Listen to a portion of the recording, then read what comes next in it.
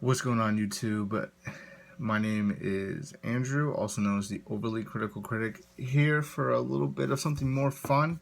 As some of you may or may not know, I am an avid Pokemon fan, and this year marks a brand new generation of Pokemon in the new games, Pokemon Sun and Moon.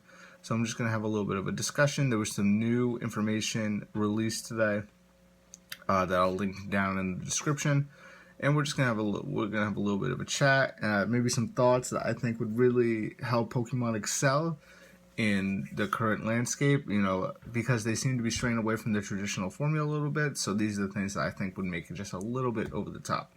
So let's get into some of the new news. A couple new Pokemon were announced, especially with this new type of Pokemon called Ultra Beasts, which seems, from what I've seen from other YouTubers, they're making this theory that it's kind of the same deal as Ash Greninja from the anime, where Ash Ketchum, the main protagonist, has like this spirit link thing with his Pokemon Greninja.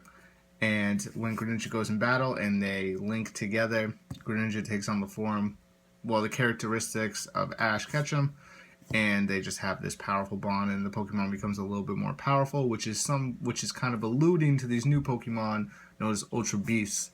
The problem that I have with the Ultra Beasts, though, is that number one, they're not named. They're literally the one that was introduced today was called UB01.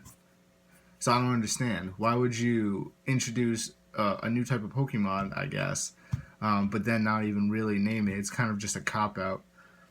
I mean, there was another Pokemon called Type Null, which some people are saying that its name is Null, some are saying that its name is Type Null, but regardless, they seem to be going along those lines of these synthetic man-made Pokemon, which we've already had in Porygon and Porygon 2 and Porygon Z, and I don't know if there's any others. Oh, there's Magearna. So it seems like Pokemon is going from natural to more of a synthetic-based concept, which I think is a little weird because Pokemon is supposed to represent the real world, except, you're able to catch and train Pokemon, whereas in the real world, all you're doing is really domesticating animals, and they're supposed to be a mirror counterpart. So I don't really like this direction of synthetic Pokemon because, yeah, sure, we've done cloning, and in a sense, that's like a synthetic animal if you kind of spin it like that, but we haven't really had too many of those counterparts. I mean, you can make some assumptions, you can bring in some other ideas, but for the most part, we've never created a new animal. At least I don't think so, or something completely from scratch. But let's go into some thoughts and ideas that I have for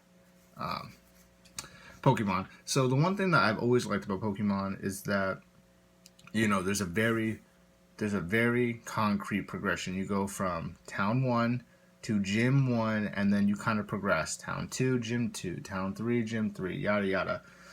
And there's always been this super easy sense of progression. You always know where to go because the game just pushes you that way. Can't go up this path, you need cut. Go to the first gym leader, you get cut, you can go up the path, and you can go to the gym 2.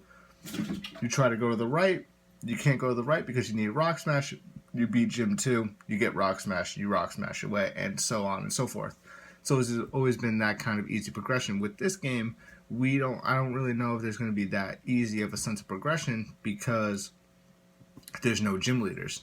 So not only am I interested in how the progression is going to go because you have these ideas known as the Island Challenge, I also want to know how leveling is going because Pokemon has always done a really good job with leveling, aside from Gen 1 with the outrageous spike between, oh my god, Celadon and Fuchsia City. There was I think a 15 level gap, and it was absolutely crazy. But aside from that, you always had a good sense of leveling progression because when you go from Gym 1 to Gym 2, you fight trainers along the way, and usually the trainers will bump up your Pokemon naturally a couple levels, maybe like 2, 3, 4, 5 levels at most. And then when you get to Gym 2, you're usually on par, maybe a little under level, maybe a little over level, depending on what kind of game it is, and it's always been good. So I'm looking for that, and hopefully that's going to come through, but Pokemon has been giving us a lot of information. There's been a lot of hype around it, so I can't see them really blundering. You know, the one thing that Pokemon always does right, I feel like, is they always put out a good product. You know, there are its flaws and there are its the downfalls. But when it comes true, I think every Pokemon game is not only good, it's necessary in the progression of where Pokemon is going. But to bring us back to the discussion of what could make Pokemon a better game, in my opinion, it would be quests. So, the one problem I've always seemed to have with Pokemon is that it kind of lacks some sort of end game, you know? With a lot of other RPGs, you know, you finish the main storyline and then you're not done because you have other quests to do. There are other quests that you should do, you know, when it comes to Fallout or Borderlands or, you know, Skyrim or any sort of RPG. The main storyline is just one quest. And then everything else, you know, is a side quest that you do and you get additional things. And that's what I'm hoping they can get through this game. I hope that, you know, you finish the main storyline and then there's a bunch of other things to do in the island. You know, I was talking with one of my friends, and it would be cool, you know, hold on. It would be awesome if, you know, you just talk to people and, you know, maybe there was a quest with a family and the guy was like, a bully stole my sister's Pokemon. And then you go, you fight the bully, and you get the Pokemon back, and then you get a little bit of cash, you get a little bit of experience, and then you kind of move on your merry way. I think that's a really good way to, you know, not only, what's it called? Not only, you know, keep the user, you know, motivated to keep playing, but also gives a little bit of diversity because, to be fair, Pokemon is a little bit stale once you beat the main game, you know? There's only so much you can do. You can do the Battle Mason or Battle Factory in Gen 3, but there's not really too much you can do. So if you opened up quests and you made sure that there's a possibility of Pokemon going to level 100, that would be really cool, even if they were tedious quests. I know they've been doing these post-game quests with Looker, and that's good and all, and I think it adds to the main storyline, but you can only do it once. So, and the whole point is to, you know, be able to train. Yeah, no, I'm not expecting them to have so many quests, so all, you know, 800 Pokemon now can be up to level 100. No, that's just not going to be possible.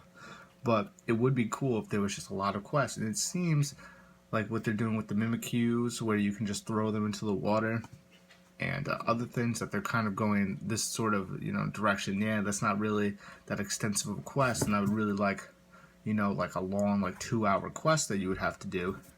But it does open the doors to possibilities. So these are some of my thoughts going forward. I'm going to keep covering Sun and Moon news. I'm going to link it down in the description. The new game is shaping up to be some of the best.